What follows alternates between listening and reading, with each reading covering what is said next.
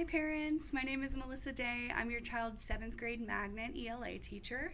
This is my 4th year in education and I am so excited for this upcoming school year and to get to know all of your children and really work together to create a class experience for them where they can reach their full potential in ELA. I love English. I think it's such an important subject for a child's education, not only because they get to work on their reading skills, which are skills that will follow them through their whole life, but also because when it's done well and students are exposed to diverse texts, they gain knowledge and perspective that they wouldn't have gotten otherwise.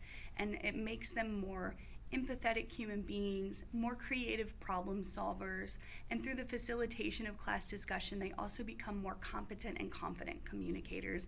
And I really push for those things in my classroom. Your children are a part of an advanced program, so I work really hard to make sure that we are going above and beyond those basic goals of reading comprehension, and we are digging deep into the text so that your children can learn to analyze the things that they're looking at and look at data and information and formulate their own opinions about the world. And they also learn how to not only answer questions, but ask important questions that help them to facilitate those text to world discussions. And those are all really big parts of our classroom community and the way that we learn in my class.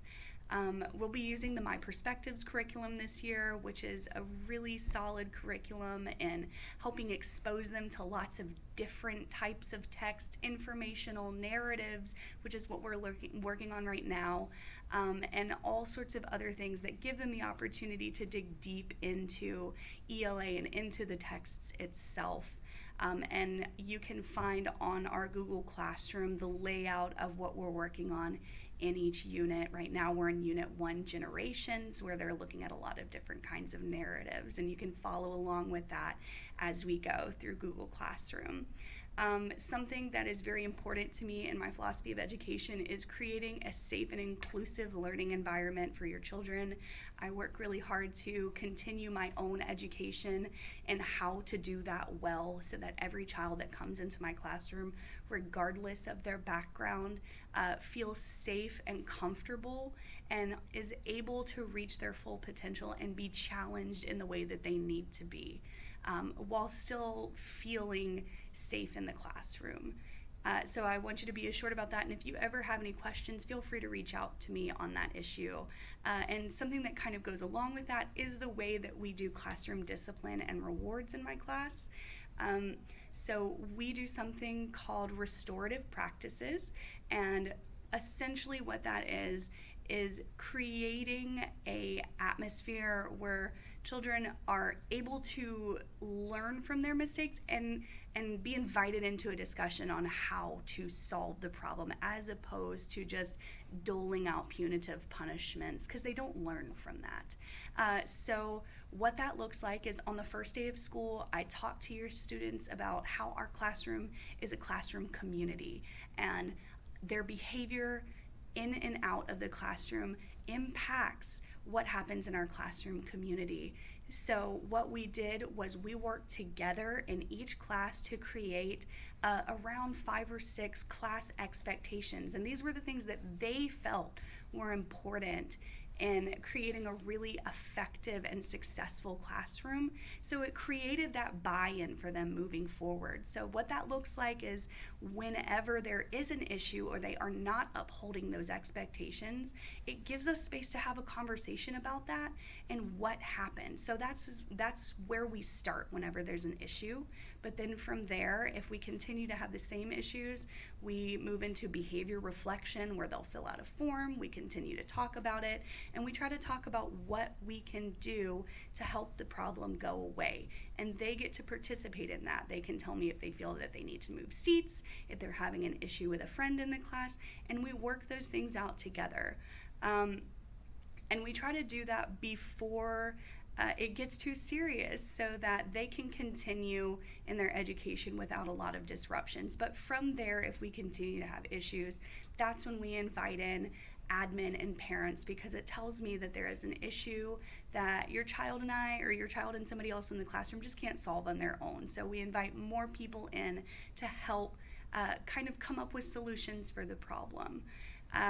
So if you ever have questions about the classroom rules and consequences, or if I contact you about that, you are an active part of that conversation, and I welcome your advice on how to handle your child's unique needs in that way.